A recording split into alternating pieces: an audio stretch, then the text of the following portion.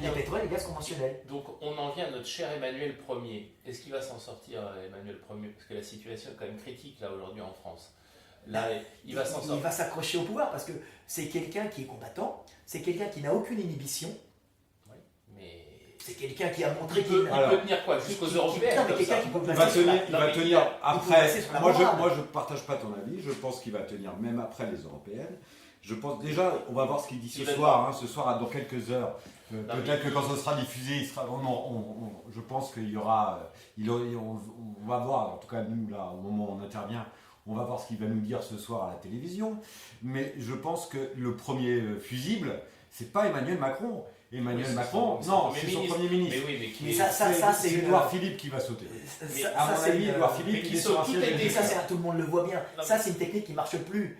Oui, peut-être, mais c'est ce qui va se passer. Voilà. Tu vas voir que c'est ce qui va se passer. Emmanuel Macron, il ne démissionnera pas. Aujourd'hui, non, mais c'est pas. Non, bien sûr qu'il démissionnera pas. Mais tout est cristallisé sur lui. Parce qu'aujourd'hui, voilà, la taxe carbone, on va dire, c'est la goutte d'eau qui a fait déborder le vase. Mais on sent que la colère populaire monte d'année en année. Alors, je pense qu'Emmanuel Macron est parti avec une idée en tête, qui était l'idée simple, c'est je fais passer des réformes.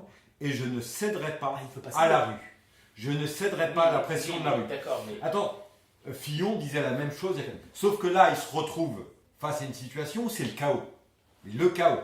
Et il flippe. Et en France, on flippe depuis déjà quelques années parce qu'on a la jurisprudence, je vais l'appeler comme ça, Oussekine. Au moment de la loi de Baquet, où Oussekine avait été tué rue Monsieur le Prince. Par les voltigeurs qui étaient une brigade policière. Monsieur le Prince, c'est... Rue Monsieur le Prince, c'est dans le quartier latin. C'était le petit doigt là, comme ça. Et il avait été, Malik Oussekine a été assassiné en 86 par les voltigeurs qui étaient une brigade qui avait été montée par Pasqua.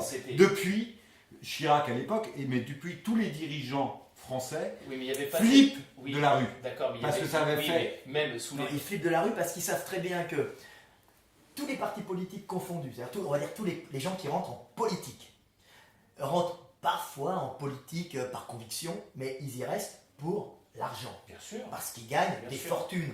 Absolument, ça c'est... Un mec des moyens des collectivités locales gagne 7 000 € par mois, plus un logement de fonction. Un sénateur... Une voiture de fonction, ça. Voilà, il est à l'abri pendant 7 ans. Voilà. Un sénateur, il est défrayé tous les jours de ses frais de bouche. Appartement, il a le droit de mettre sa maîtresse ou son amant, s'il est homo, en associé payé, tu vois. Il peut faire en douce bosser ses enfants ou sa femme. C'est tombé sur la gueule de Fillon, ils le faisaient tous. Mais ils le font tous. On est dans les restaurants, ils mettent des frais énormes avec des bons vins, des Bordeaux. Oh, s'il vous plaît, donnez-moi un bon Bordeaux. Vous avez un bon vin italien? Bien sûr. Ils sont comme ça, ils sont atroces. Aux frais de ma gueule. Bien sûr. Donc moi, je ne suis pas contre. Aux frais des travailleurs. Les travailleurs français. Et les gens en ont marre de ça aussi. Les gens en ont marre de ça. Ils en ont marre de ça. Non, mais en France, on est le seul pays, on est un des rares pays, parce qu'en Allemagne, on parlait de l'Allemagne, mais ça ne se passe pas comme ça. On est dans un des rares pays où le Premier ministre ou un ancien président de la République continue à avoir un secrétaire, un logement de fonction. La femme de Macron a coiffeuse. Des gens qui gèrent son image. Il y a une armée au service. Non, mais vous voyez comment le mouvement des Gilets jaunes là, ça va dégénérer, ça va se calmer. Moi, tu veux que je te dise ce que je pense? Oui, bien sûr, mais on est là pour ça. Que les Gilets jaunes maintenant gagnent ou perdent, ça n'a aucune importance. Ils ont déjà gagné. Et qu'est-ce qu'ils ont gagné? Ils n'ont pas gagné, ils ont gagné quoi là? Avoir une baisse une augmentation du SMIC peut-être? Ouais, non, une baisse du coût des taxes sur l'essence. En vérité, c'est pas ça. Le vrai virus qui a été injecté pendant cette révolution jaune, j'appelle ça une révolution jaune, qui est une révolution qui a été un peu appuyée par les réseaux sociaux tenus par les Russes, contrairement à ce qu'on dit. Oui, ils ont injecté 30 millions d'euros, je crois, RT dans les journalistes, mais ils ont le droit. Ouais. Ils ont le droit. Les Américains, donc, ils ne gênent pas pour financer des trucs. Mais là, les Américains sont avec nous aussi. Qu'est-ce qui s'est passé? C'est quelque chose qui leur a plus ou moins échappé, mais pas vraiment. En dehors des revendications pour avoir moins de taxes, c'est vrai que c'est les taxes qui nous tuent, nous les Français. Oui, ça on est tous d'accord. C'est les taxes qui nous tuent parce qu'on a un État trop gourmand. Obèse. On n'a plus de structure industrielle, on ne peut plus créer de l'emploi, quasiment.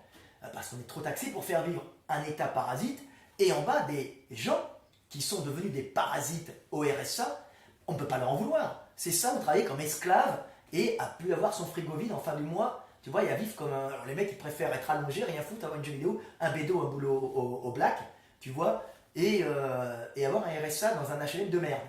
Mais avec une petite vie de village, ça fait des parasites. Parasites d'en haut, parasites d'en bas, ceux d'en haut générant ceux d'en bas et non l'inverse. Donc c'est ceux d'en bas, moi c'est mes amis, comme les travailleurs. Mais ceux d'en haut sont des réels parasites, mais ils ont été éduqués comme ça, on ne peut pas leur en vouloir. L'ENA, on se reproduit dans le même cas, ça fait des dégénérés, tu les vois bien dans le 7e, dans le 6e, ils ont tous la même gueule, ils se marient tous avec les mêmes femmes, ils copulent ensemble, et tu as une espèce de race de dégénérés, de gestionnaires, qui méprisent profondément le peuple, et qui se reproduisent entre eux, et qui sont, on dirait même drogués, souvent alcooliques. Pourquoi ? Parce que c'est des mecs qui sont sélectionnés. Mais là, on est dans excuse-moi, mais on est quand même dans le summum de l'amalgame. Tous les mecs, alors les mecs qui habitent dans le 7e sont tous dégénérés. Les politiques. Non, mais la caste dominante. Regarde la caste dominante. Il n'y a pas de montée sociale quasiment en France. Tu as une espèce d'aristocratie, une bourgeoisie de droite qui domine. Et tu avais aussi une espèce de caste socialiste qui était là, qui était en fin de compte, avant c'était les petits profs un peu révolutionnaires, tu sais, à l'époque de Zola ou après, qui voulaient que le peuple soit instruit. Puis quand ils ont goûté à l'argent, ils changent de bord. Et là, on est loin de l'assommoir. Et voilà, on est loin de l'assommoir. Ils se cooptent entre eux pour prendre le pouvoir. Et c'est la lutte entre eux. Mais ils ne lâchent plus le pouvoir. C'est la lutte entre l'ancienne bourgeoisie qui a éradiqué l'aristocratie, il reste un peu, il se mélange la haute bourgeoisie et l'aristocratie, qui est en train d'être attaquée, qui était attaquée par ce qu'on appelle les socialistes, qui étaient tout simplement cette masse de mecs qui étaient montés par la fonction publique et qui avaient trouvé que c'est un bon plan et qui devenait une espèce de puissance, essayant de contrebalancer cette puissance, on va dire, bourgeoiseau avec un peu d'aristocrates qui restaient dedans, qui tenaient le pays, industriel, tout ce que tu veux. Et tu as des luttes là-dedans, terribles. Et c'est ces mecs qui tiennent le pays, c'est pour ça qu'on a tout le temps des politiques, c'est tout le temps la même. Et donc tu disais, le mouvement, c'est déjà gagné. Pour moi, ça n'existe plus. Pour moi, il y a la gauche caviar. Qu'est-ce qui se passe ? Moi, je suis sur les réseaux sociaux. Moi, j'entends ce qui se passe. Tu as une conscience politique qui commence à naître dans tous les Français. Et elle est où, cette conscience politique ? Tu entends tout le temps le même mot d'ordre qui revient. Et c'est moi qui l'envoie, c'est Chouard, c'est plein de mecs, des jeunes, ça vient des jeunes, parce que les jeunes, c'est l'énergie vive du pays. C'est quoi ? Ils s'aperçoivent bien que socialiste, PR, maintenant c'est quoi le nouveau... En Marche, LMR, voilà, je ne connais pas les noms. Ils changent de nom, tu sais. Mais c'est toujours pareil. Mais c'est toujours pareil. Ils vivent, ils ont... Les Républicains. Voilà, pour vivre en vérité... Les Républicains quand même. Pour vivre en vérité sur le dos des travailleurs français qui sont maintenant... exempts, c'est une puissance qui est exempte, ils ne peuvent plus donner, ils n'ont plus d'énergie, on les taxe à fond, tu vois, tu comprends. Clairement, on y est tous confrontés. Ils savent que s'ils élisent A ou B, présentés par les médias, qui sont en vérité aux ordres des pouvoirs en place. Non, pas des pouvoirs en place, les médias... Non, parce que pas tous, aujourd'hui il y a beaucoup de médias et tu as des médias... Non mais les gros, je parle de BFM... il y a quelques années, à l'époque de Giscard, les médias étaient tenus par le pouvoir. Aujourd'hui, tu as quand même plein il y avait encore une industrie. Aujourd'hui, il y a une liberté de ton que tu n'avais pas avant. Avant, on te coupait la parole. Les gros médias sont souvent vachement formatés. Ils sont formatés. Et puis la télévision, on sait bien que les gens, ils regardent BFM, ils regardent ça, puis on leur dit n'importe quoi. Et ça passe en boucle. Mais les médias n'appartiennent pas aux politiques, ils appartiennent aux grosses puissances énergétiques. Total, Bouygues, il y en a plein, pas françaises, elles payent leurs impôts à l'extérieur. C'était Bouygues, c'était le meilleur. Oui, mais tu as quand même des médias, même s'ils sont financés par des grosses puissances, qui gardent une liberté de ton. Le Figaro, des fois, avait une certaine liberté de ton. On voit le Parisien qui recommence à basculer avec une liberté, parce qu'il sent le vent. Mais même en radio, RMC, ils ont gardé une liberté de ton. RMC, oui, j'ai écouté récemment, ils osent passer quelques trucs, parce qu'ils sentent, à un moment, ils étaient trop d'un côté, alors... Il y a une... Non, mais ensuite, chaque journaliste... Qu'est-ce qui apparaît actuellement ? On voit apparaître de plus en plus un besoin pour le peuple de faire tomber, non pas Macron, eux ils voient Macron encore, mais de moins en moins, le système. Et il commence révolutionnaire, tu veux dire. C'est la véritable révolution, si je pense qu'elle va arriver, va naître en France, parce qu'on est assez désunis pour avoir des sons de cloche différents et avoir besoin, en fin de compte, d'une espèce de vote, d'un référendum populaire. Et le porte-drapeau de cette révolution-là, c'est...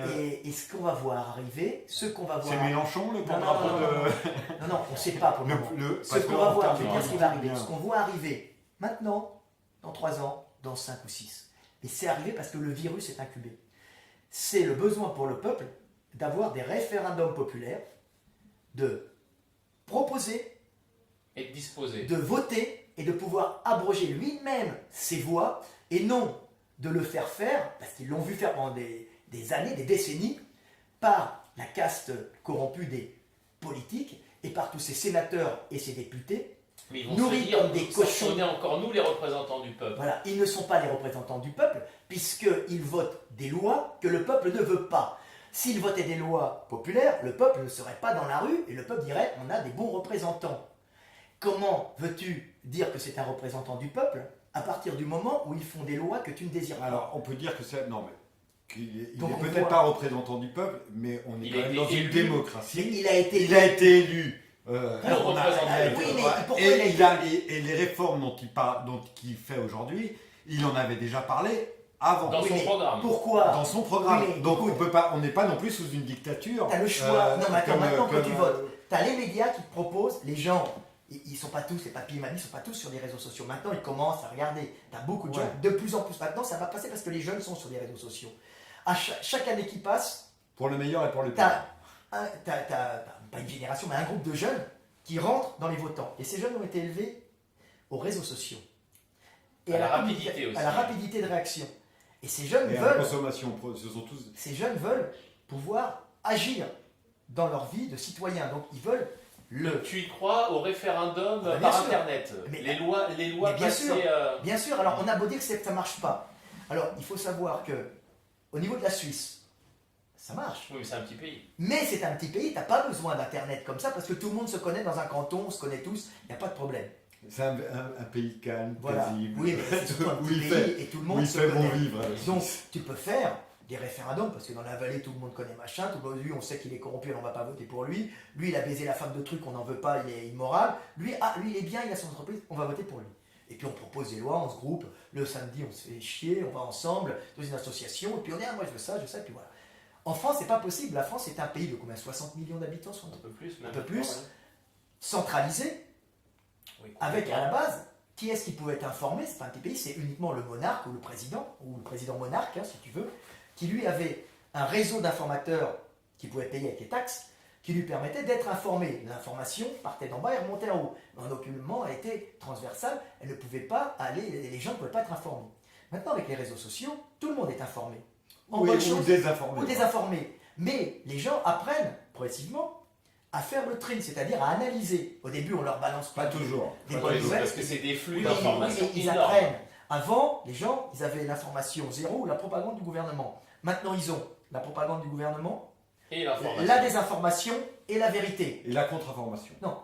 Ouais. La désinformation, la contre-information, l'information et la propagande, qui est souvent la contre-information. Oui, mais comment pour les gens crédules, parce que c'est une arme à double tranchant, la vérité. La désinformation d'un côté, la vérité, la propagande, qu'est-ce que comment vont faire le tri? Le petit peuple. Tu sais pourquoi maintenant on peut arriver à, en fin de compte, une démocratie populaire où le peuple devient celui qui présente les lois, celui par pétition, hein, au référendum, et celui qui les vote ou les annule. Pour quelle raison? Pas parce qu'il l'a décidé, parce que les systèmes de traitement de l'information et les systèmes pour faire transiter l'information fonctionnent beaucoup mieux grâce aux réseaux sociaux. Donc tout serait fait, dans ton idée, tout serait fait par le peuple. Alors, non, c'est-à-dire que le peuple, au niveau, d'abord, il apprendra au niveau local, tu sais, après au niveau de la mairie, c'est-à-dire que le maire a un budget avec les impôts locaux, hein, et puis s'il veut faire ou un stade ou rénover les canalisations, il propose et le peuple est obligé de s'intéresser via le journal local, via le site internet de la mairie. La mairie, c'est des petits trucs, ça commence au niveau local. Ça s'appelle un système organique, mais on voit naître un système organique, un peu comme des connexions neuronales dans le cerveau, où l'information transite. Avant, on ne transitait pas, tu étais obligé d'avoir un monarque et une gestion. Maintenant, c'est pas qu'on le veut, c'est qu'on le peut, c'est différent. C'est que l'outil est arrivé et ils ont très peur parce qu'ils voient que ça arrive. Et la France est un peu un laboratoire pour le monde entier pour tester ça parce qu'on est assez divisé, assez désunis, mais socialement, moi, assez beaucoup de gens te disent que la France est un vrai laboratoire. La en France termes d'ethnie, tu vois, quand on parlait par rapport à la Coupe du Monde et tout ça, la France est un laboratoire. La France est en avance sur beaucoup de choses, des fois on est en avance. Et même si on est divisé. Qui n'avance que par révolution, malheureusement. Et cette division peut être très utile pour gérer un système à la proportionnelle de vote des lois. Et à ce moment-là, les Français, qu'est-ce qu'ils vont faire? On dégage les sénateurs et les députés qui sont corrompus, ça sera bon débarras. Au revoir les gars. C'est marrant parce que. Non mais au revoir les gars, non mais moi je les ai vus, je vois comment ils fonctionnent. T'as des gendarmes qui m'empêchent de passer pour faire sortir des femmes des femmes de sénateurs à des expositions où elles sont allées manger des petits fours et boire du champagne à mon compte. Ça s'appelle la corruption, c'est de mon argent. Il faut mieux que ça aille dans les hôpitaux. Moi je les ai vus, donc moi je me sens atteint. Non mais je comprends ce que tu veux dire, mais à côté de ça, est-ce que tu peux concevoir qu'il y a des gens qui, par rapport à des convictions politiques, qui veulent vraiment faire, qui ont une vraie démarche positive. Non, mais attention, parce que la notion de la politique, tu as des gens qui font de la politique. Attends, laisse-moi parler 2 secondes. Tu as des gens qui font de la politique pour des bonnes raisons. Oui, il y en a aussi. Tu as aussi des gens des maires dans des villages, des gens dans des... Non, parce que là, je ne voudrais pas qu'on dépeigne les puissants, les horribles puissants qui se gavent de gâteaux, comme au Moyen-Âge où qui se gavent on collerette, et les gens du peuple qui sont livrés à eux-mêmes. Non, tu as aussi des gens qui, dans les mairies, dans les villages, dans les associations et dans les différents partis, des gens qui se battent pour parce qu'ils aiment leur pays et qui veulent trouver des solutions. Faire un hommage à deux c'est difficile, sinon tu peux être... À 2 personnes que j'ai vues exceptionnelles, c'était Frêche. Frêche, on peut dire tout ce que tu veux, mais à Montpellier, c'est un mec qui a fait des travaux énormes avec un pragmatisme un peu... Moi j'aimais beaucoup Georges Frêche. Frêche était un mec exceptionnel parce que c'était un vrai patriote avant de mourir. Mais c'était un vrai politique aussi, il avait aussi ses parents. Frêche avait expliqué ce qu'il fallait faire. Il avait dit: la première année, je règle mes comptes. C'est-à-dire, il vire ses ennemis. C'est marrant. Pendant 4 ans. Frêche, qui pour moi n'est pas un exemple pendant 4 ans, du mec le plus limpide qui soit, qu'on le prenne comme exemple. Voilà, pendant 4 ans, je fais plus rien. Pour éviter les problèmes. Et il dit: mais vous savez, moi, ce que j'ai fait les digues. Et les digues, j'en suis fier parce que ça sauve ma région. Frêche, c'est ça. On a, par exemple, le maire de Grigny. Le maire de Grigny, je crois qu'il est communiste. Moi, je serais plutôt de droite, on va dire, en mentalité. En vérité, je suis nulle part, mais... de conviction, le maire de Grigny, qu'est-ce qu'il a fait à Grigny? Grigny, il y a des problèmes. On a une grosse communauté africaine, tout ça. C'était dégueulasse, il y avait des problèmes. Il y a encore de la délinquance. Mais il a créé un village. Même si quand tu rentres, tu peux te faire agresser, tu n'es pas de là-bas. Il a créé un village. Il voyait bien ce que voulaient les jeunes. Les jeunes, ils cassaient tout. Il a vu qu'il y avait une culture africaine. La mama, en Afrique, c'est important. C'est matriarcal, en tout cas de cette partie d'Afrique. Il a pris avec des petits boulots les mamans qui habitaient dans les tours de la Grande Borne, les grosses mamas là, il a donné un travail à ces mamans, au lieu de rien faire.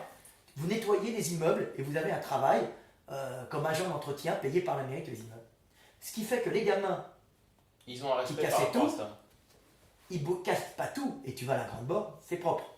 Parce que ce sont les mamans. Donc il a compris la mentalité des gens, ce qu'ils voulaient, et il a mis du travail utile pour les mamans, et les enfants, s'ils commencent à dégrader, c'est la tarte dans la gueule. Tu comprends? Parce que la maman, c'est très dur en Afrique. La force d'un politique, c'est de savoir s'adapter aussi. Et il a vu que les gamins, il y a beaucoup de problèmes sociaux, ils n'ont pas de travail. Pour les calmer, il leur met des barres fixes en bas, il leur a installé des beaux trucs de sport. Donc les mecs n'ont plus envie de quitter la région. Certains montent des petits commerces en bas des cités, comme ils sont de la cité, on va pas leur péter, ils ne vont pas péter le commerce du mec de la cité. Évidemment, si toi tu viens et tu commences à monter un magasin, je sais pas, de fringues et t'es pas de la cité, tu vas te faire défoncer. Mais si tu es de la cité et tu ouvres ça, les mecs vont pas t'attaquer. T'es le grand frère, tout le monde se connaît, machin. Donc il a compris. Donc il y a des mecs qui comprennent.